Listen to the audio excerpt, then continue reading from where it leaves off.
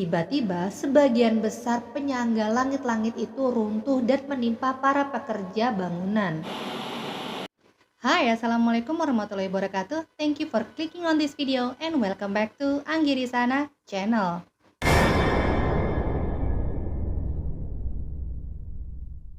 How are you guys? Gimana kabar kalian? Semoga selalu sehat dimanapun kalian berada. Di malam Jumat ini, aku akan membawakan sebuah kisah misterius tentang salah satu tempat yang asyik untuk kalian habiskan waktu bersama pasangan, keluarga, dan bestie, dimana lagi kalau bukan di bioskop. Kalian terakhir ke bioskop kapan? Kalau aku sih udah lama banget nggak ke bioskop. Terakhir itu kalau nggak salah habis pandemi deh. Kalau kalian kapan dan nonton film apa di sana? Komen di bawah ya. Manila Film Center adalah sebuah gedung teater yang terletak di Pasay, Filipina yang melegenda karena adanya dugaan teror hantu dan menjadikan gedung teater termegah di Filipina itu begitu angker dan mengerikan. Gedung yang tampak terinspirasi dari Parthenon Yunani ini memiliki ruangan auditorium yang luas hingga mampu menampung 1.600 orang. Kabarnya gedung teater kebanggaan Imelda Marcos, istri dari Presiden ke-10 Filipina Ferdinand Marcos ini, pada saat pembangunannya telah terjadi kecelakaan tragis yang memakan korban tewas sebanyak 169 pekerja bangunannya. Seperti apa kisahnya? Tanpa berlama-lama lagi, shh, be quiet, listen carefully, cause the story begin. Sebelum kita masuk ke kisah Manila Film Center, kita kenalan dulu dengan Imelda Marcos, istri dari Presiden ke-10 Filipina Ferdinand Marcos. Pada awal masa kepemimpinan Marcos yang berlangsung selama lebih dari 20 tahun, Marcos mengeluarkan perintah eksekutif untuk mendirikan Cultural Center of Philippines atau CCP, yaitu Pusat Kebudayaan Filipina. Fungsi dari CCP ini adalah untuk mempromosikan dan melestarikan seni dan budaya Filipina. Imelda Marcos, sang ibu negara, diposisikan sebagai ketua CCP. Ia dipilih dengan pemungutan suara dari 7 anggota dewan organisasi tersebut. Imelda Marcos dikenal adalah seseorang yang menyukai kehidupan mewah dan ingin gaya hidupnya itu tercermin juga dalam semua pekerjaannya, karyanya, dan pandangan orang di negerinya. Imelda Marcos juga adalah seorang yang sangat ambisius. Terlihat saat dia menginginkan proyek pembangunan Manila Film Center untuk mengadakan festival film dan menjadikannya seorang First Lady Filipina dengan cara ia tidak memberikan cukup waktu dalam proyek pembangunan Manila Film Center itu. Justru menurutnya ini adalah tantangan tersendiri membangun bangunan megah yang mustahil dan tidak bisa dilakukan orang lain pada masa itu. Meski mustahil, proyek bangunan megah itu pun tetap dilaksanakan. Sebelum adanya Manila Film Center, saat itu Filipina tidak memiliki arsip film nasional resmi. Oleh karenanya, pada Januari 1981, Imelda Marcos yang saat itu menjabat sebagai ibu negara, menggagas pembangunan Manila Film Center yang pertama. Di bawah pengawasan Betty Benitez, istri dari seorang wakil menteri MHS, Jose Conrado Benitez, mereka mengorganisir sebuah kelompok untuk mengejar proyek pembangunan gedung teater tersebut. Pejabat teknologi senior di Pusat Sumber Daya Teknologi, Ramon M. Ignacio, yang mengonsep proyek dan berbagai komponennya, serta ia pula yang menyiapkan studi kelayakan atas bangunan teater tersebut. Di antara komponen proyek di Manila Film Center ini adalah konsep teater 360 derajat untuk dapat menampilkan adegan sejarah di masa lalu, masa kini, dan untuk generasi mendatang. Kemudian komponen program pembiayaan atau peminjaman film untuk menangani pendanaan film yang layak, pengarsipan film Filipina dengan menggunakan penyimpanan digital yang padahal belum banyak dikenal pada masa itu, serta komponen database film atau sistem informasi, pembuatan film dan laboratorium ledakan, ruang penayangan untuk dewan sensor, dan komponen-komponen kecil lainnya. Terlepas dari konsep dan futuristik Ignacio, nyatanya hanya 2 dari komponen yang benar-benar terlaksana. UNESCO yang membantu dalam desain arsip diminta untuk menjadi konsultan proyek ini. Kebayangkan seberapa megah dan modernnya rencana bangunan Manila Film Center ini kalau semua komponennya itu benar-benar terlaksana. Padahal masih di 1981 loh. Dan kabarnya biaya yang dihabiskan untuk membangun Manila Film Center ini mencapai 25 juta US dollar. Di mana nominal tersebut di masa lalu saja sudah tinggi. Kalau dikonversikan ke rupiah saat ini, di mana $1 senilai 15.445 rupiah, itu sama dengan 386 miliar. Konon katanya biaya ini juga melebihi budget yang sebenarnya loh. Bangunan ini yang dirancang untuk memiliki dua komponen yaitu auditorium dan arsip, dan fondasinya didirikan di atas tanah reklamasi di dekat Teluk Manila. Buat yang belum tahu nih, tanah reklamasi adalah daratan baru yang diproses dan dibuat di atas laut, sungai, dan danau. Auditorium utama Manila Film Center dapat menampung 1.600 orang dan auditorium lainnya dengan kapasitas yang lebih kecil serta fasilitas arsip film dan audio visual. Namun Imelda tidak hanya ingin Manila Film Center dibangun dengan spesifikasi tertentu, ia juga ingin membangunnya untuk acara tertentu. Ia berniat mengadakan Festival Film Internasional Manila yang pertama di Manila Film Center pada tanggal 18 Januari 1982. Oleh karena itu, ia memberikan tenggat waktu yang sangat singkat untuk mendirikan bangunan megah itu yang biasanya dalam membangun proyek termegah dan besar itu membutuhkan waktu yang lebih lama. Namun sepertinya mantra apa yang ibu negara inginkan maka ibu negara akan dapatkan, kemudian pembangunannya pun buru-buru diselesaikan. Dan sebuah kecelakaan naas pun terjadi. Pembangunan Manila Film Center tetap berjalan sesuai dengan rencana sampai Imelda Marcos tiba-tiba melakukan beberapa perubahan hingga menyebabkan penundaan dan kabarnya mengabaikan standar keselamatan. Namun karena banyak duit kan nih Imelda Marcos, tidak perlu waktu lama makin banyak pekerja bangunan yang bekerja di tempat itu. Ingat ya, pekerja bangunannya bertambah tapi standar keselamatannya diabaikan. Karena saking banyaknya pekerja bangunan yang bekerja di tempat itu, maka dibangunlah sebuah perkemahan di mana para pekerja bangunan serta keluarga kecilnya dapat tinggal di sana. Hal ini bertujuan agar semata-mata para pekerja bangunan dapat diawasi setiap waktu. Demi mengejar target, lebih dari 4.000 pekerja bangunan dipekerjakan dengan sistem 3 shift dalam 24 jam. Untuk membangun satu lobi auditorium dengan 1.000 pekerja bangunan diselesaikan hanya dalam waktu 72 jam alias 3 hari. Padahal biasanya untuk membangun lobi auditorium seluas itu biasanya membutuhkan waktu 6 minggu loh.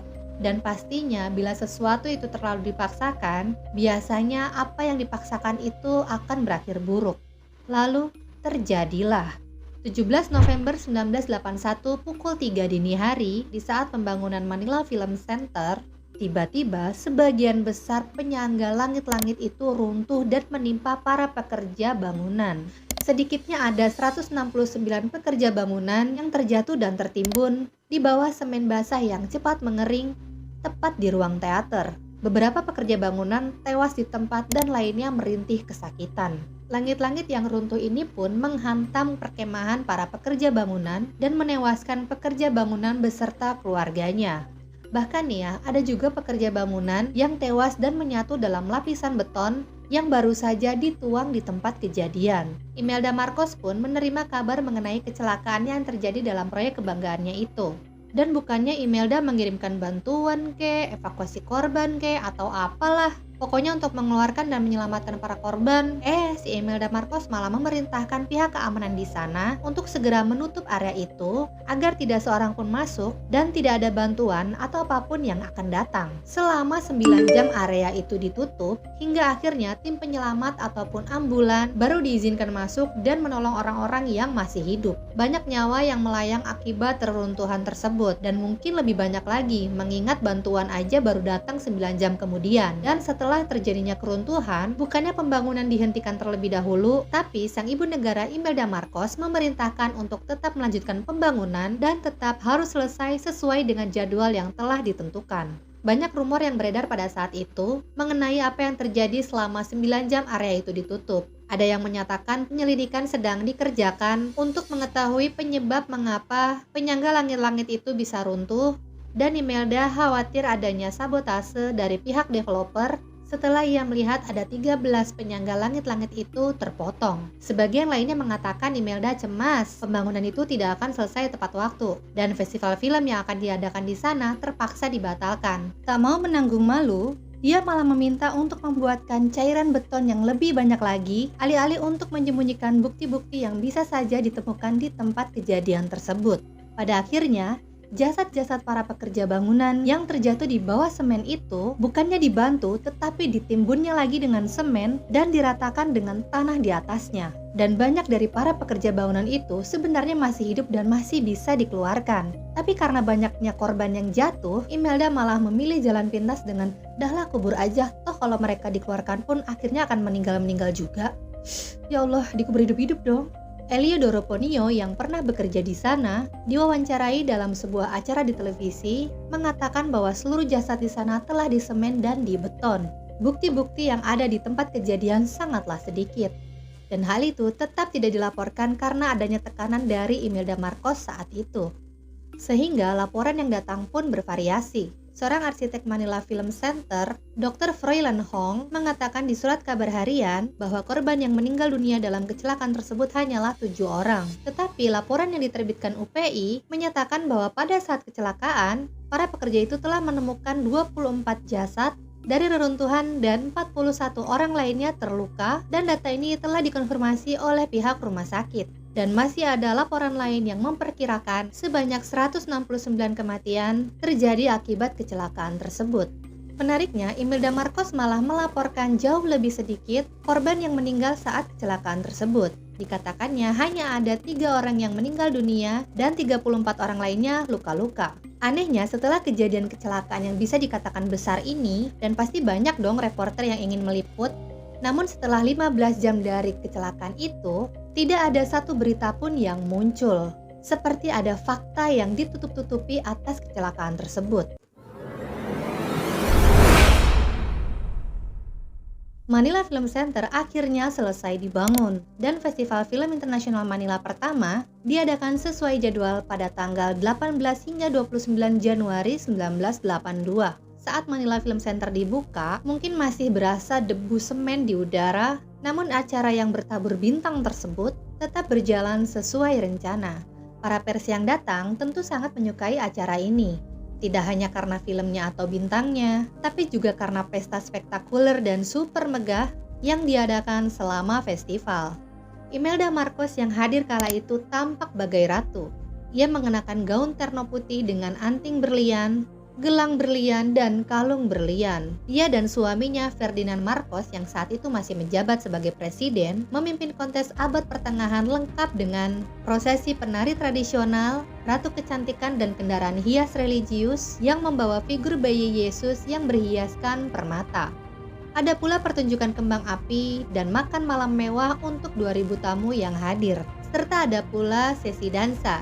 Ya, berdansa dengan para bintang. Hal ini terjadi ketika perekonomian Filipina mulai runtuh karena pengeluaran negara yang besar dan kompleks bangunan ini. Setelah festival film ini diadakan, bangunan teater ini dimasukkan ke dalam arsip film nasional. Hingga tahun 1990, bencana gempa bumi Luzon menimpa dan menghantamnya dan menyebabkan gedung teater ini rusak dan akhirnya terbengkalai, namun kemudian sempat diperbaiki. Manila Film Center ditinggalkan dalam 1 dekade, akhirnya pada tahun 2001, gedung ini digunakan sebagai panggung pertunjukan Amazing Show, yaitu sebuah acara transgender yang diadakan pihak Amazing Philippines Theater. Beberapa orang yang berkunjung ke Manila Film Center mungkin tidak mengetahui sejarah dari pembangunan gedung teater tersebut. Tragedi banyaknya nyawa melayang dan jiwa-jiwa yang terperangkap berada di bawah kaki mereka. Pada tahun 2016, majalah Rock berbicara dengan 3 orang yang mengaku sebagai saksi mata pada kecelakaan di tahun 1981 dan 1 orang yang bernama Nena Benigno, seorang mantan petugas humas bioskop eksperimental, dan putri Teddy Benigno, seorang mantan sekretaris pers dan kolumnis, mengatakan dia pernah melihat para pekerja bangunan sedang menggali semen ketika dia tiba di lokasi. Dia mengatakan bahwa dari kejauhan dia melihat orang-orang di usung yang dibawa membeku kaku karena semen yang cepat kering itu menyelimuti sekujur tubuhnya. Sesampainya ia di sana, ia melihat mereka, para pekerja itu, sedang menggali semen yang tidak terlalu keras itu. Dan ia juga melihat ada orang yang coba mereka keluarkan dengan posisi tubuhnya telah terkubur oleh semen. Orang tersebut masih hidup, hanya saja sebagian tubuhnya itu terkubur dalam semen. Mereka yang berusaha menolong orang tersebut terus-menerus mencoba membuatnya agar tetap sadar sambil terus-menerus menyanyikan lagu Natal. Tapi meskipun Benigno melihat secara langsung bagian dari kecelakaan ini, dia hanya bisa membuat dugaan tentang apa yang sebenarnya terjadi. Kata Benigno, yang aku mengerti adalah lantai 4. Mereka telah memasang semen cepat kering di setiap lantainya, dan saat melakukannya, kamu harus menaruh semen itu selapis demi selapis. Tunggu kering dulu, baru dilapisin lagi semennya. Tunggu kering lagi, baru dilapisin lagi semennya. Nah, karena terlalu terburu-buru untuk mengejar target penyelesaian bangunan atas perintahnya Imelda Marcos, semen yang dituangkannya ini terlalu banyak sehingga pada malam harinya itu jatuh, lalu menimpa para pekerja bangunan yang shift malam. Itu menurut Benigno. Mungkin ya masalah kebanyakan semen yang dituangkan itu benar-benar terjadi. Ya, tapi itu belum dikonfirmasi secara pasti. Lebih jauh lagi, beberapa rincian mengerikan yang sering dikait-kaitkan dengan cerita ini, sekali lagi sebagian besarnya hanya desas-desus, bahkan dari orang-orang yang diwawancarai. Ketika Mila Ilorin, seorang kepala pemasaran Festival Film Internasional Manila, ditanya oleh Benigno, "Bu, apakah kamu tahu apa yang terjadi pada orang yang setengah terkubur?" Dan Mila menjawabnya dengan kalimat ini, "Saya diberitahu bahwa mereka hanya memotong semua yang diekspos, lepaskan dan bangun lagi. Itulah sebabnya kursinya sangat curam, dan itu adalah pekerjaan yang terburu-buru. Jadi orang-orang ini, Anda tahu, mereka harus menyelesaikannya, titik." Jadi mungkin ya seolah-olah tuh dalam kejadiannya tahun 1981 mungkin seperti ini. "Bu, itu Bu, ada orang yang terkubur setengah badan, kita tolongin atau gimana?" "Udah nggak usah, potong aja langsung, kubur aja, tenggelamkan." Tenggelamkan? Waduh. Kita beralih nih dari kengerian manusia ke kengerian supernatural dalam cerita-cerita ini.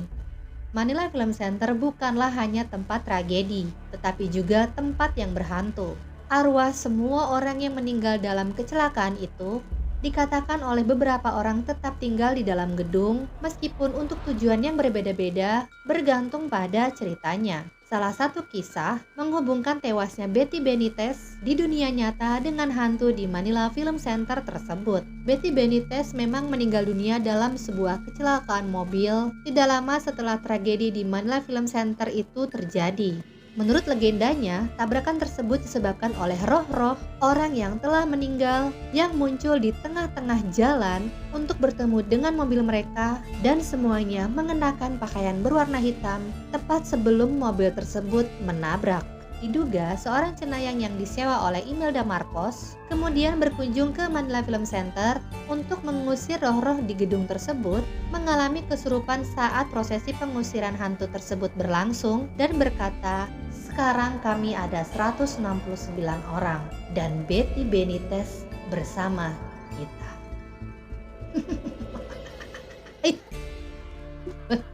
Merinding.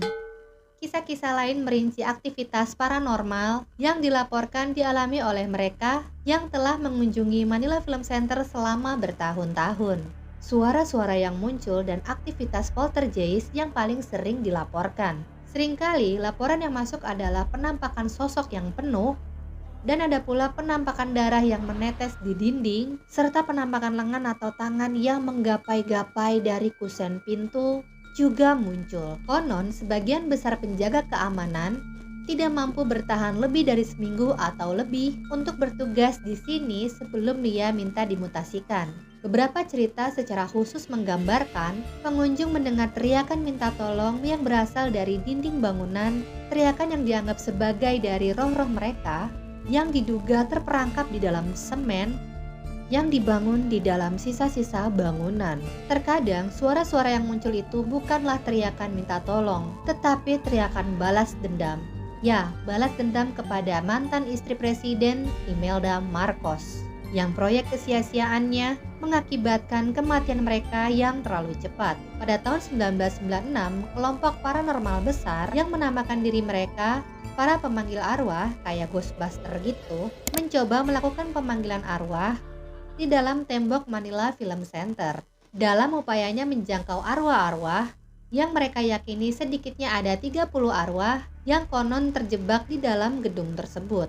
Menurut Associated Press, salah satu kelompok di antara kelompok yang lebih besar ini berhasil menghubungi arwah yang bernama Charlie yang menjelaskan bahwa beberapa korban lainnya tidak ingin berpartisipasi dan bahwa dia belum siap untuk pergi karena urusan yang belum selesai. Tapi ini percaya nggak percaya sih ya, kalau untuk urusan pemanggilan arwah ini tergantung sama perasaan kita aja. Kalau kalian tim yang mana nih? Tim percaya pemanggilan arwah atau tim yang skeptis? Komen di bawah ya. Pada tahun 2021, pada peringatan 40 tahun runtuhnya Manila Film Center, para pemimpin buruh di Filipina mendesak negara tersebut untuk tidak melupakan kejadian tragis di Manila Film Center dan melakukan apapun untuk mencegah hal itu terjadi lagi. Setelah gempa bumi tahun 1990 menimpa Manila dan wilayah Luzon lainnya, Manila Film Center tersebut ditinggalkan, menyusul laporan kerusakan struktural pada balok penahan beban di sisi barat bangunan. Pada tahun 2001, Presiden PKC, saat itu Armita Rufino, mengumumkan program rehabilitasi penuh untuk Manila Film Center yang memburuk. Perkiraan biaya renovasi pada tahun 2001 adalah sekitar 300 juta peso Filipina. Sedangkan biaya pendirian gedung baru diperkirakan mencapai 1,8 miliar peso Filipina. Pada tanggal 19 Februari 2013, terjadi kebakaran di Manila Film Center selama 3 jam dan merusak gedung tersebut. Tidak ada korban jiwa dalam kebakaran tersebut, namun kerusakan struktural diperkirakan mencapai 1,2 juta peso Filipina. Setahun kemudian, pada bulan Februari 2014, keputusan Senat untuk memindahkan Manila Film Center ditunda oleh Presiden Senat yang saat itu dijabat oleh Franklin Drilon. Ini adalah bukti kesia-siaan dibangunnya Manila Film Center. Selain kisah seramnya karena menimbun banyak korban di bawah lantai gedung tersebut, ditambah seolah-olah gedung Manila Film Center ini terkesan telah dikutuk oleh arwah para korban. Jadinya mungkin rasanya akan panas ya di sana, karena sebentar-bentar ketimpa kemalangan dan kerugian yang dialaminya. Dan sekarang sejak tahun 2020, gedung Manila Film Center sudah ditutup secara permanen. Itulah tadi kisah tragis yang terjadi pada saat pembangunan Manila Film Center dilaksanakan. Dari sini kita bisa melihat seseorang yang ambisius dari seorang Imelda Marcos yang tega melakukan tindakan kejam pada para pekerjanya hanya demi sebuah gengsi dan nilai dirinya semata. Semoga kejadian serupa tidak terjadi lagi di kemudian hari, dan untuk pembangunan-pembangunan berikutnya sebaiknya tetap menggunakan standar keselamatan yang berlaku untuk menghindari kejadian yang tidak diinginkan. Semoga para korban yang meninggal dunia dalam kecelakaan tersebut mendapatkan tempat dan tenang di sisi Tuhan. Kalau kamu suka dengan video ini, jangan lupa hit like buttonnya dan share ke semua sosial media yang kamu punya. Tentunya buat kamu yang belum subscribe, segera subscribe agar channel ini semakin berkembang dan turn on notification-nya supaya kamu jadi orang yang pertama tahu saat aku upload video berikutnya. Dan untuk kamu yang sudah subscribe channel ini, terima kasih banyak karena dukungan kalianlah aku menjadi semakin semangat menyajikan kisah-kisah seru, menarik, dan menegangkan. Kalau kamu ada ide dan saran untuk videoku selanjutnya, tulis di kolom komentar, cause I would like to know it and love to share with all of you. Follow Instagram aku @anggirisana supaya kita bisa lebih dekat. Thank you so much for watching dan aku sudah gak sabar lagi untuk ketemu dengan kalian di videoku selanjutnya. Bye, assalamualaikum warahmatullahi wabarakatuh.